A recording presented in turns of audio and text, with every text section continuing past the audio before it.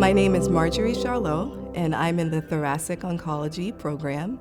And one of the reasons why I chose to become a thoracic medical oncologist was because for me, it was a specialty where patients had needs and challenges that were pretty unique. And for me, being able to educate, being able to partner with my patients, and being in a field that was rapidly developing with respect to different treatment options, that for me was very exciting.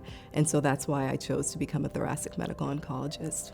My approach to caring for patients, I truly think of it as a partnership.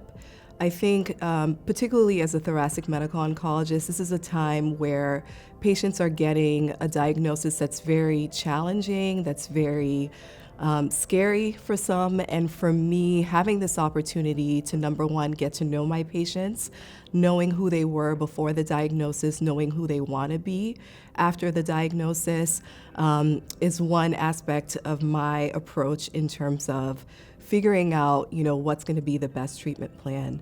I think my job as an oncologist is to provide recommendations, to use my medical knowledge, my expertise, and to somehow align that with the patient's goals, and together we come up with the best plan, is my approach. The research is remarkable in terms of informing the patient care that we give.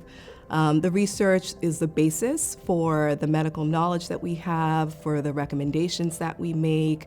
In thinking about my own personal research, so one of my goals is to ensure that all patients have access to clinical trials, because we know that patients on clinical trials get excellent care. And so to have the opportunity to integrate that into our practice, I think is something very important, because it gives patients the opportunity to not only give back, but also an opportunity to have access to cutting-edge treatments. And so for me, that's where I think research is very pivotal. Caring for patients with cancer is so important to me because it's a time that's very vulnerable for patients, and I got into the field because I really wanted to be a part of providing comfort, as well as education, as well as support during this very difficult time. And so for me, I, again, can't think of any other field where